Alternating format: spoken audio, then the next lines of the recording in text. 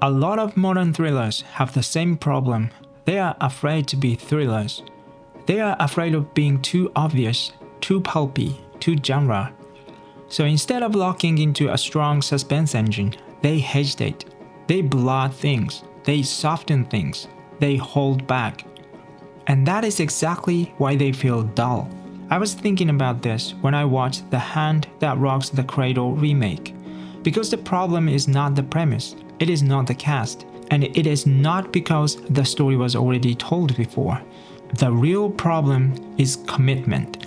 The original film works because it understands its engine. The nanny gets inside the home, she has a clear agenda, and the audience feels it. That clarity creates suspense. We are not waiting to figure out what kind of movie this is. We already know. The tension comes from watching the trap slowly tighten, but the remake for me never really bites down. It feels like a movie that wants to be serious and classy, but also wants to be a thriller. And because it never fully commits to either one, it feels flat. And I think this is becoming a bigger trend. A lot of filmmakers seem to think that if the story becomes too clear, the movie will feel cheesy, too simple, too predictable, too old-fashioned. But clarity is not the problem, flatness is. A thriller does not become weak because I understand the spine. It becomes weak when the movie itself feels unsure of what it wants to be, unsure of how hard it wants to push, unsure of when it wants to finally commit. That is why so many modern thrillers feel like they are circling the premise instead of driving it. And this is where Jaws becomes really interesting, because Jaws also delays its full commitment. If you watch the first half, especially if you already know the movie well, Act 2A can feel a little slow because you know what is coming. You know the real movie. Brody, Quint, Hooper, the boat, the hunt is waiting on the other side. So that middle stretch can feel like the movie is making you wait. But that waiting is doing something important. It is not just more setup. It is a fight over whether the movie is allowed to become itself yet. That is why Jaws is so smart. The town meeting introduces Quint. The shark problem is clear. The idea of the hunt is already there. But the town still does not commit.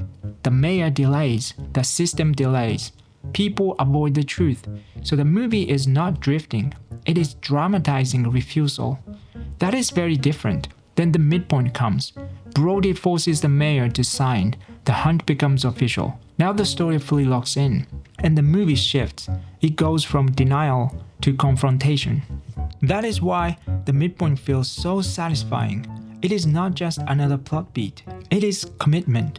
And that is the key difference. A great thriller can delay commitment. A weak thriller just hesitates.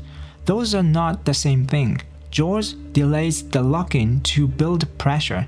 A lot of weaker thrillers delay because they seem afraid of their own engine. They want mood. They want ambiguity. They want seriousness. They want complexity. But they do not want to fully grab the premise and push it. And suspense dies right there.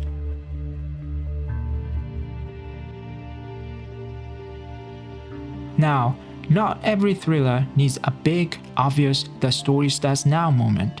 Rosemary's Baby is a good example. It feels murkier on the surface, but it still locks in.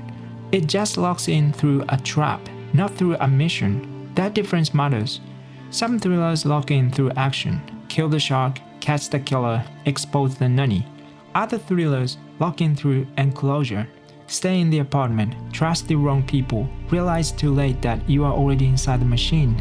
So yes, a thriller can feel murky, but it cannot feel directionless. It can hide information, it can delay revelation, it can feel paranoid, dreamlike, or ambiguous, but it still has to tighten. That tightening, that feeling that the movie is closing in on something, is the lifeblood of suspense. So maybe the real problem with a lot of modern thrillers is not that they forgot how to set things up. It is that they forgot how to commit. They are afraid that if they lock into the genre too hard, the movie will feel obvious. But usually, the opposite is true.